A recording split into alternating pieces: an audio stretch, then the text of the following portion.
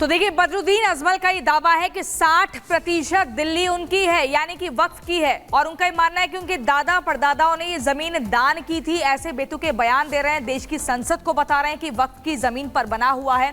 और लगातार इसके बाद एक सियासी हलचल भी देखने को मिलेगी। हालांकि बदरुद्दीन अजमल की कोई अपनी पहचान नहीं है, लेकिन इस तरह के जो बेतुके बयान देते हैं उनसे अपनी पहचान और अस्तित्व की एक मौजूदगी दर्ज कराने का हर बार प्रयास करते हैं। आखिर ये पूरा मामला क्या है, क्यों इस पर लगातार सियासी घमासान देखने को मिल रहा है, इस रिपोर्ट में देखिए।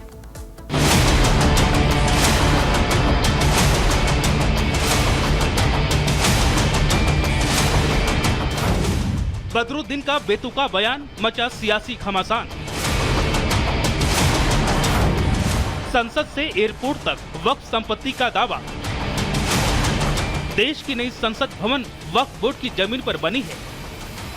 दिल्ली का एयरपोर्ट भी वक्फ की जमीन पर बना है। यही नहीं, वसंत विहार के आसपास का बड़ा इलाका भी वक्फ की संपत्ति है। ये हम नहीं कह रहे, बल्कि ये दावा पूर्व सांसद और AIUDF चीफ बदरुद्दीन अजमल का है। पार्लियामेंट भी खुद, और आप लोग रिसर्च करेंगे मिलेगा, वक्फ की प्रॉपर्टी का लिस्ट आज पूरी दुनिया में आ चुका है। उस पार्लियामेंट है वो खुद भी पूरा का पूरा इलाका, वसंत विहार का पूरा इलाका, एयरपोर्ट तक, यहाँ तक के बहुत से लोग कहते हैं कि एयरपोर्ट भी यही वक्फ की प्रॉपर्टी के ऊपर बनाया गया। सुना आपने, वक्फ बिल के खिलाफ नाराजगी जाहिर करते करते बदरुद्दीन अजमल इतना आगे निकल गए कि उन्होंने न सिर्फ देश की संसद बल्कि दिल्ली के एक बड़े इलाके पर वक्फ का दावा ठोक दिया। बदरुद्दीन यही नहीं रुके, उन्होंने आरोप लगाया कि सरकार वक्फ की जमीन को हड़पना चाहती है।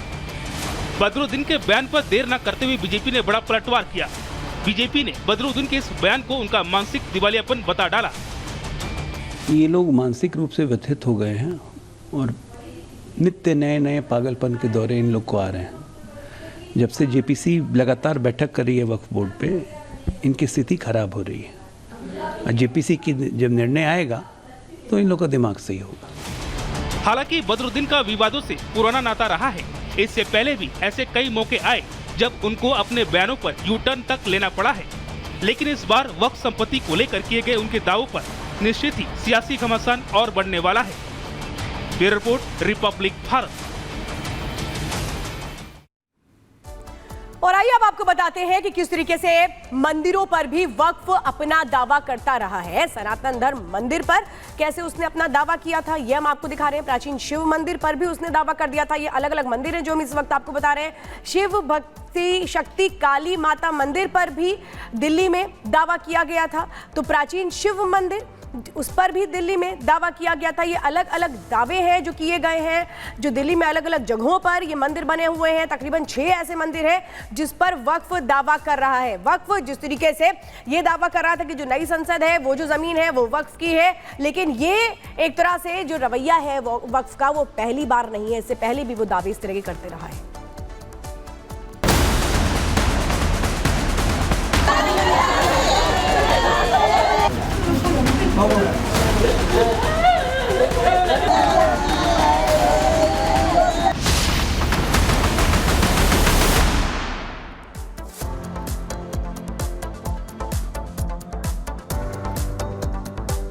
और अब बात होगी बिहार की, जहां जहरीली शराब पीने से कई मौत हो गई है। सीवान की अगर बात करें तो बड़ी जानकारी आपको दे रहे हैं। 20 लोगों की जान चली गई है। वहीं छपरा में 5 लोगों की जान चली गई है।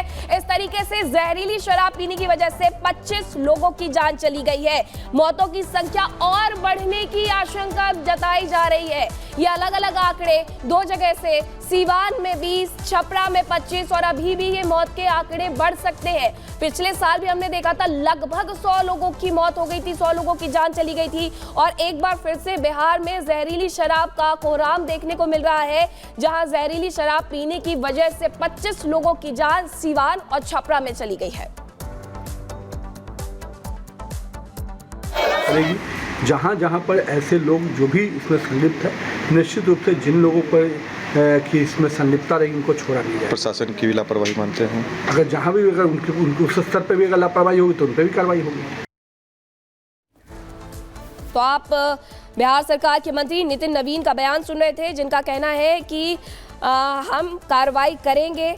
जो शराब पीने की वजह से लोगों की जान गई है, उस पूरे मामले को गंभीरता से लिया जा रहा है और जो भी घटना का दोषी है उसे बख्शा नहीं जाएगा। लेकिन ये सच है कि सीवान में 20 की जान चली गई है, छपरा में 5 लोगों की जान चली गई है। हर तरफ से कोहराम देखने को मिल रहा है, लोग कैसे रोते बिलखते हुए नजर आ रहे हैं। अस्पताल में आप देख सकते हैं और कई ऐसे लोग हैं जो अभी वहां पर इलाज करवाने के लिए पहुंचे हैं और यही वजह है क्योंकि कुछ लोगों की हालत गंभीर बताई जा रही है। और बिहार में कोई ये पहला मामला नहीं है जहां जहरीली शराब पीने की वजह से लोगों की जान गई है।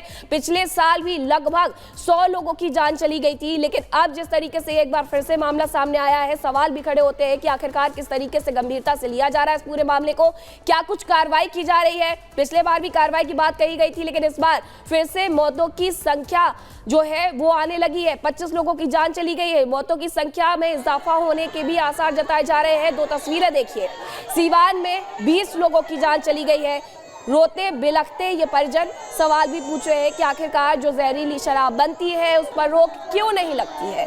दूसरी तस्वीर देखिए छपरा की है जिसमें 5 लोगों की जान चली गई है और अभी भी कहा यह जा रहा है कि जो नंबर है, मौत की जो संख्या है वो बढ़ सकती है। जहरीली शराब पीने की वजह से बेहिसाब मौतें हो रही है बिहार में। लेकिन सवाल वही खड़ा हो जाता है कि आखिरकार कार्रवाई कब होगी। लेकिन जो मंत्री है नितिन नवीन, उनका बयान सामने आया है, आपने सुना, उनका कहना था कि जो भी इसमें दोषी है उन पर कार्रवाई की जाएगी, कड़ी कार्रवाई की जाएगी, उन्हें बख्शा नहीं जाएगा, जांच की जाएगी। हालांकि अभी जो तस्वीर निकल करके सामने आ रही है वो साफ तौर पर यह बताने के लिए काफी है कि सिर्फ लोगों में गम है, गमगीन ये पूरा माहौल है, लोग अपने परिजनों को संभालते हुए नजर आ रहे हैं। लेकिन अभी तक 20 लोगों की जान सीवान में गई है, वहीं छपरा में 5 लोगों की जान चली गई है और ये आंकड़ा बढ़ सकता है। कई लोग ऐसे हैं जो अस्पताल में अपना इलाज कराने के लिए पहुंचे हैं और उनकी हालत गंभीर बताई जा रही है। तो बिहार में एक बार फिर से जहरीली शराब की वजह से कोहराम। और बात करते हैं अगली खबर की। दिल्ली पुलिस ने लॉरेंस गैंग और हाशिम बाबा गैंग के एक सदस्य को गिरफ्तार किया है। ये वही शख्स है जिसका हाथ माना जाता है जो ग्रेटर कैलाश में हत्या हुई थी जिम संचालक की, नादिर शाह की, उसकी हत्या के पीछे भी इसका हाथ माना जाता है। कौन है ये शख्स और क्या कुछ जानकारी मिली हुई है, देखिए इस रिपोर्ट में। दिल्ली पुलिस की स्पेशल सेल के हाथ बड़ी कामयाबी लगी है। दिल्ली पुलिस ने मथुरा पुलिस के साथ जॉइंट ऑपरेशन में लॉरेंस बिश्नोई और हाशिम बाबा गैंग के शूटर योगेश को गिरफ्तार कर लिया है। मथुरा हाईवे पर एनकाउंटर में पुलिस ने शूटर योगेश को धर दबोचा।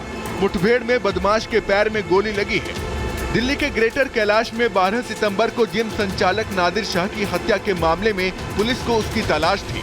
जानकारी के मुताबिक योगेश रातों रात अपने ठिकाने बदल रहा था। पुलिस को जानकारी मिली थी कि योगेश मथुरा हाईवे के आसपास है, तब पुलिस ने मौके पर पहुंचकर एनकाउंटर में इसे गिरफ्तार किया। बताया जा रहा है कि योगेश नादिर शाह की